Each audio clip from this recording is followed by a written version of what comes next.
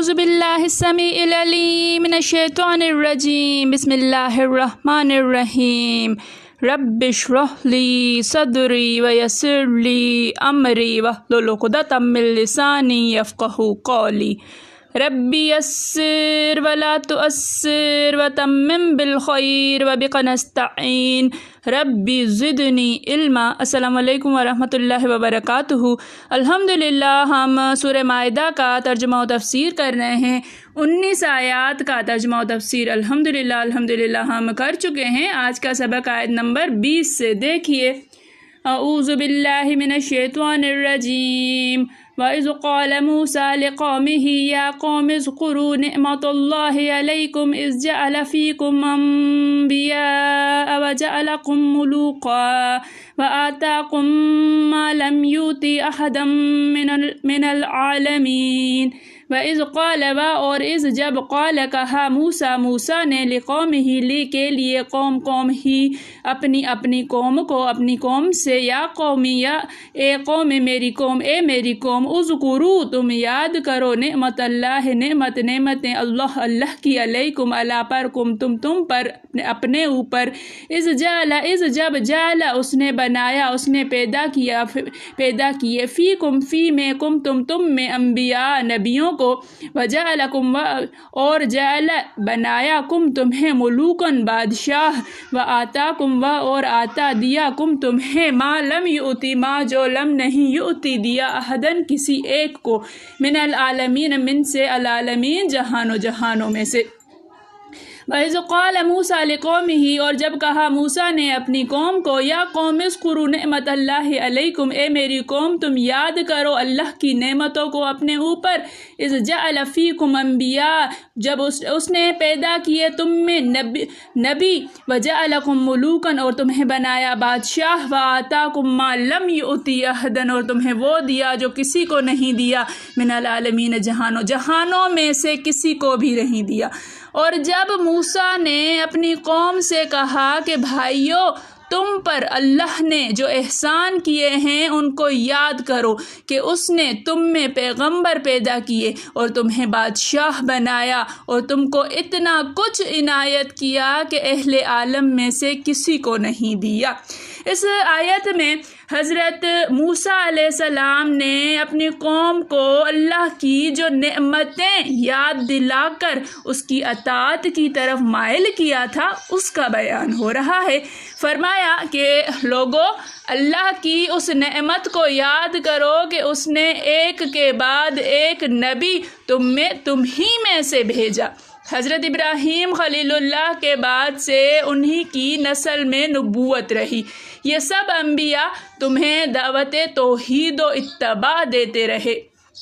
یہ سلسلہ حضرت عیسیٰ روح اللہ پر ختم ہوا، پھر خاتم الانبیاء اور رسول حضرت محمد بن عبداللہ صلی اللہ علیہ وآلہ وسلم کو نبوت کاملہ عطا ہوئی۔ آپ اسماعیل کے واسطے سے حضرت ابراہیم کی اولاد میں سے تھے جو اپنے سے پہلے کے تمام رسولوں اور نبیوں سے افضل تھے۔ اللہ آپ پر درود و سلام نازل فرمائے اور تمہیں اس نے بادشاہ بنا دیا، یعنی خادم دیے، بیویاں دی، گھر بار دیا، اور اس وقت جتنے لوگ تھے ان سب سے زیادہ نعمتیں تمہیں عطا فرمائی۔ یہ لوگ اتنا پانے کے بعد بادشاہ کہلانے لگتے ہیں۔ حضرت عبداللہ بن عمر بن عاص سے ایک شخص نے پوچھا کہ کیا میں فقراء مہاجرین میں سے نہیں ہوں؟ آپ نے فرمایا تیری بیوی ہے؟ اس نے کہا ہاں۔ گھر بھی ہے؟ کہا ہاں۔ کہا پھر تو غنی ہے؟ اس نے کہا یوں تو میرا خادم بھی ہے۔ آپ نے فرمایا پھر تو بادشاہوں میں سے ہے۔ حضرت حسن بصری رحمۃ اللہ فرماتے ہیں سواری اور خادم ملک ہے۔ بنو اسرائیل ایسے لوگوں کو ملوک کہا کرتے تھے۔ بقول قتادہ رحمۃ اللہ خادموں کا اول رواج ان بنی اسرائیلیوں نے ہی دیا ہے۔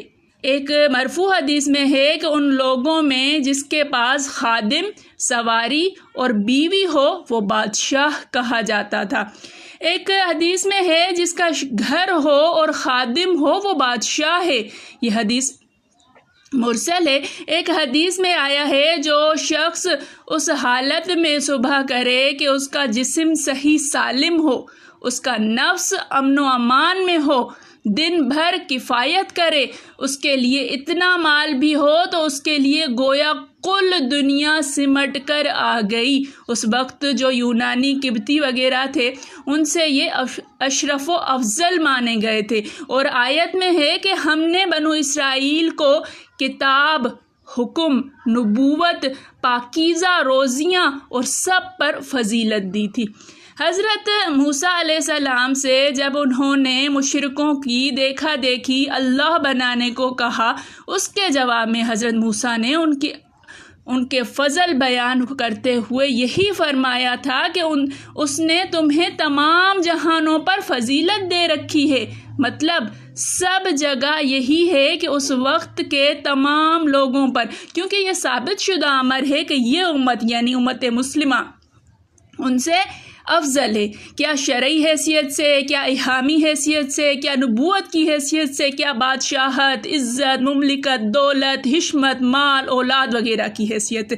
خود قرآن فرماتا ہے کہ کنتم خیر امت اخرجت للناس تأمرون بالمعروف وتنہون عن المنکر وتؤمنون باللہ، تم بہترین امت ہو جو لوگوں کے لیے نکالی گئی ہو، تأمرون بالمعروف نیکی کا حکم کرتی ہو، وتنہون عن المنکر برائی سے روکتی ہو، وتؤمنون باللہ اور اللہ پر ایمان رکھتے ہو، اور فرمایا وَكَذَلِكَ جَعَلْنَاكُمْ أُمَّةً وَسَطًا، اسی طرح سے ہم نے تمہیں امت وسط بنایا، لِتَكُونُوا شُهَدَاءَ عَلَى النَّاسِ، تاکہ تم لوگوں پر گواہ بن جاؤ، وَيَكُونَ الرَّسُولُ عَلَيْكُمْ شَهِيدًا، اور رسول تم پر گواہ ہو جائے۔ یہ بھی کہا گیا ہے کہ بنو اسرائیل کے ساتھ اس فضیلت میں امت محمدی صلی اللہ علیہ وآلہ وسلم کو بھی شامل کر کے خطاب کیا گیا ہے، اور یہ بھی کہا گیا ہے کہ بعض امور میں انہیں فی الواقع علی الاطلاق فضیلت دی گئی ہے، جیسے من و سلوہ کا اترنا، بادلوں سے سایہ مہیا کرنا وغیرہ، جو خلاف عادت چیزیں تھیں۔ یہ قول اکثر مفسرین کا ہے، جیسے پہلے بیان ہو چکا ہے کہ مراد اس سے ان کے اپنے زمانے والوں پر انہیں فضیلت دیا جانا ہے، واللہ عالم۔